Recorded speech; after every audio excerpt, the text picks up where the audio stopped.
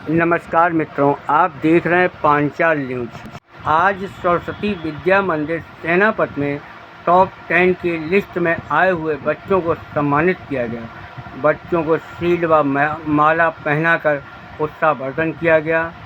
वहीं सरस्वती विद्या मंदिर की अध्यक्षा बिंदु गुप्ता ने कहा, बच्चे अच्छे से पढ़ें व अपने विद्यालय का नाम रोशन करें। साथ ही साथ उन्होंने कहा, मेरा उन अभिभावकों से अनुरोध है कि जो लड़कों को वरीयता देते हैं, लड़कियों को नहीं। जो बच्चे धन के अभाव में न पढ़ पा रहे हों, वो मेरी समर्पण सेवा के अंतर्गत हम लोग बच्चों को पढ़ाते हैं।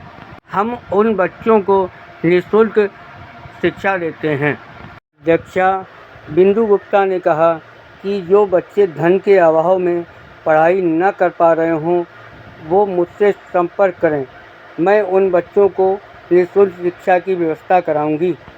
वहीं प्रधानाचार्य रागिनी मिश्रा ने बताया कि बच्चे एंड्रॉयड फ़ोन से दूर रहें तथा चाइनीज़ व्यंजन से दूर रहें।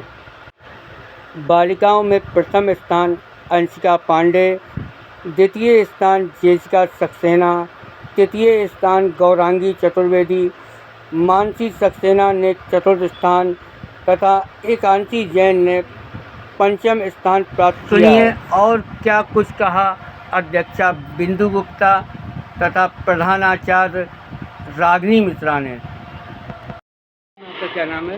मैं बिंदु गुप्ता। आज आप यहाँ कार्यक्रम में आई थी, आपने बच्चों के लिए क्या कहा और आप बच्चों के लिए क्या संदेश देना चाहेंगे? उनके गार्जियन के लिए क्या संदेश होगा आपका? आज मैं विद्या मंदिर के जो हाई स्कूल का रिज़ल्ट निकला है, उसमें टॉप 10 बच्चों के और उनके अभिभावकगण के साथ में सम्मान समारोह किया गया था।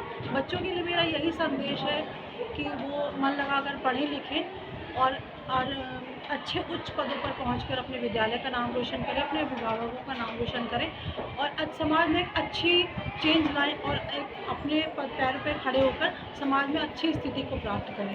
अभिभावकों के लिए कहना चाहूँगी कि मैंने ये बहुत देखा है कि बच्चों को, लड़कों को तो लोग प्राथमिकता देते हैं पढ़ाई में, लेकिन बच्चियों पर ध्यान नहीं देते हैं। मेरा प्रयास हमारी समर्पण संस्था की तरफ से भी यही है कि कोई भी बच्ची अपने धन के अभाव में कोई पढ़ाई लिखाई से वंचित ना हो। तो समर्पण संस्था के माध्यम से हम लोग बच्चों के शिक्षा पर पूरा सहयोग करते हैं। निर्धन बच्चे जो भी फीस अफोर्ड नहीं कर पाते, उनको हमारी संस्था की तरफ से पढ़ाई लिखाई में पूर्ण सहयोग किया जाता है। मैं खुद निःशुल्क उन बच्चों की कोचिंग लेती हूँ। तो ऐसे जो भी बच्चे हों, कहीं से भी हों, उनको पूरा सहयोग हमारी समर्पण संस्था की तरफ से दिया जाता है। एक बात मैं विद्या मंदिर के लिए कहना चाहूँगी कि मैं बहुत प्रभावित हूँ यहाँ की शिक्षा पद्धति से, क्योंकि यहाँ शिक्षा के साथ साथ संस्कार सिंचित किए जाते हैं, जो आज के समाज में बहुत ज़रूरी है।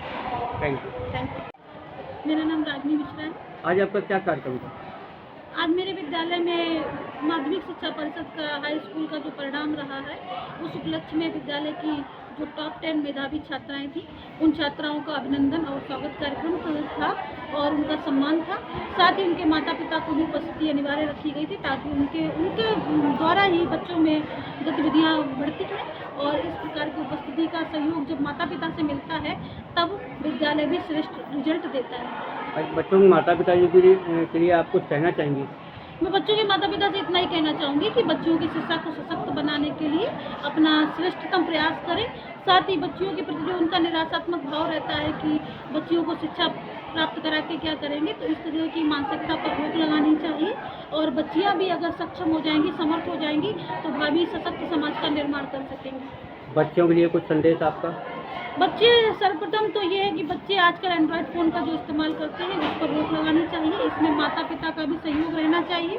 साथ ही विद्यालय परिवार तो इस तरीके की गतिविधियाँ करता रहता है, उनका मानसिक स्तर पर विकास करता रहता है और कई कार्यक्रमों के माध्यम से उन्हें जागरूक भी किया जाता है। साथ ही बच्चों की दिनचर्या में परिवर्तन लाना चाहिए। ज़्यादातर बच्चे रात में जाकर फ़ोन चलाते हैं और दिन में सोते हैं। इसकी व्यवस्था मजबूत करनी चाहिए। बच्चों को एंड्रॉयड फ़ोन से दूर करके उनके खाने पीने की पोषणात्मक चीज़ें उनको देनी चाहिए, ताकि उनका मानसिक और शारीरिक स्तर विकसित हो सके। जैसा कि आजकल देखा जाता है, बच्चे चाइनीज़ फूड वगैरह स्कूल में लेकर के आते हैं, उसके बारे में आप कुछ कहना चाहेंगे? मेरे विद्यालय में इस प्रकार की कोई व्यवस्था नहीं है। चाइनीज फास्ट फूड और मैगी नूडल्स इत्यादि मना किए जाते हैं। साथ ही दिनचर्या व्यवस्थित ढंग से उनकी चेक की जाती है कि भोजन में प्रतिदिन बच्चे क्या सामान लाते हैं, खाने की क्या वस्तुएं लाते हैं, और उनको पोषणात्मक वस्तुएं ही विद्यालय से प्रदान की जाती हैं। जब भी अवसर मिलता है हम लोग बच्चों की इस प्रकार के कार्यक्रम आयोजित करते हैं कि बच्चे फास्ट फूड नूडल्स से अपना परहेज रखें और दैनिक गतिविधियों में दूध तथा हरी सब्जियों का प्रयोग अधिक करें। Thank you.